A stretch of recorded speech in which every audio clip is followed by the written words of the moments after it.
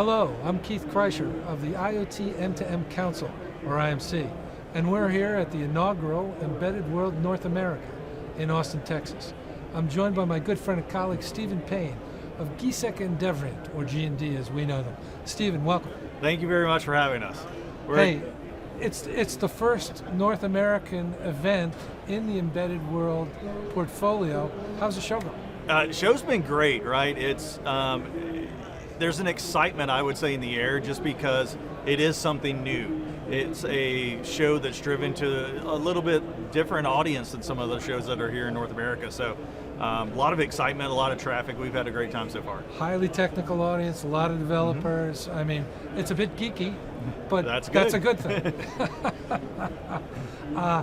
G&D, obviously a well-known company that's been around for more than 150 years. Exactly. And obviously a long-standing technology provider, moving more and more into connectivity. Talk to us a little bit about that. How's that happening, and how's that changing G&D's perspective? Certainly a lot of people when they think of G&D think of SIM cards, right? Which is great. But now that we're really moving into an eSIM world, not only for consumer type devices, but IoT devices, right?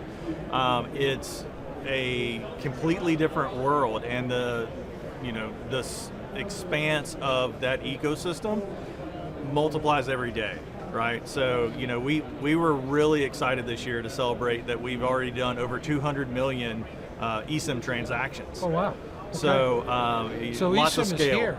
It's not coming. It's yes, here. A lot of it's consumer, and IoT as we go into 2025 is really going to get their turn to really future-proof and give yourself the opportunity to be a lot more flexible with your devices while they're out in the field, which is what IoT devices are, right?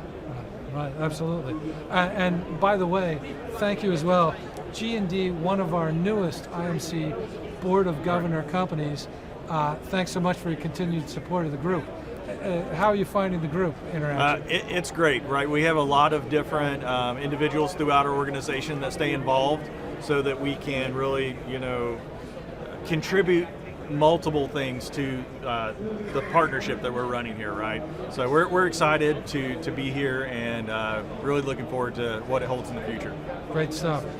G&D around for 170 plus years, actually, more than 150. But let's talk about the good stuff. Let's talk about the stuff that's coming. Right. That's really interesting.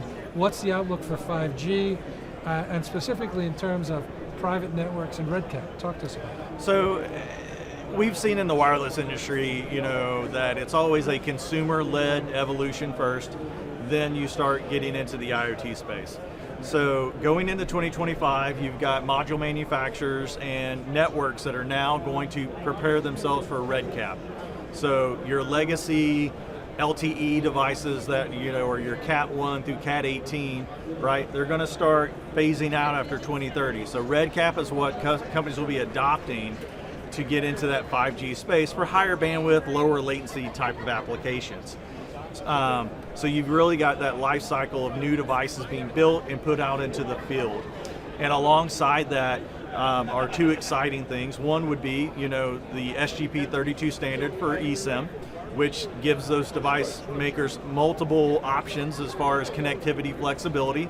So it's no longer a plastic hand-driven swap, right, from a SIM card. It's all software controlled, and it doesn't have to be your traditional public networks.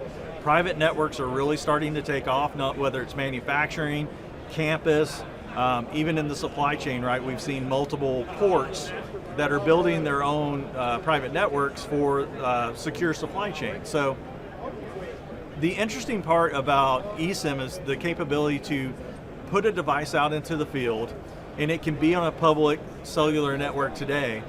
But if you find the need in 5 years from now to put it on a private network, you can do that without touching the devices, right? So anything that you want to deploy, long term, SGP32 and 5G is really going to give you a lot of options to put devices out and keep them in the field for a long time. And not just in terms of connectivity, but isn't it also a factor in terms of the physical design of whatever it is you're working on?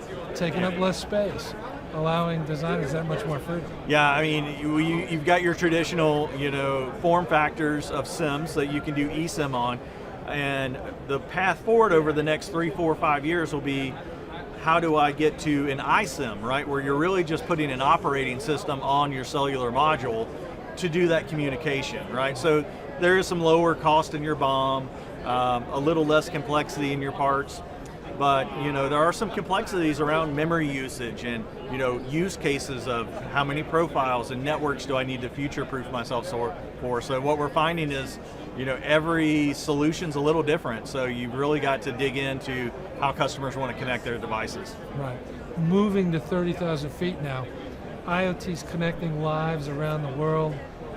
What products and solutions that G&D is bringing here at the show and in general is really benefiting customers in the IoT space? Mm-hmm.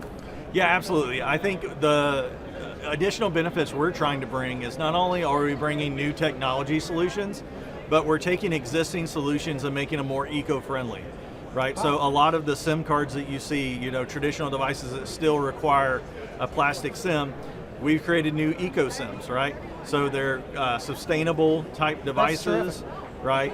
And it's really helping not only from a technological standpoint, but we're helping those customers meet some of their standards in the devices that they're building, right? To be eco-friendly and meet some of the standards maybe for their solutions. Terrific stuff, and something I didn't know. So I'm learning something here myself. Terrific stuff.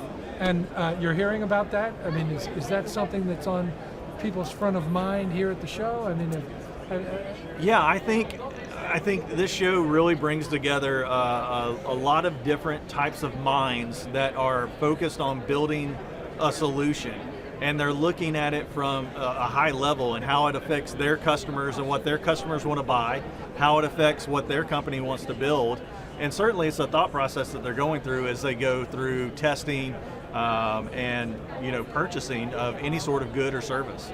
Talking to my good friend Stephen Payne from G&D here at the IMC's IoT Pavilion at Embedded World North America. Stephen, thanks so much for your time. Thank you very much. Thank you.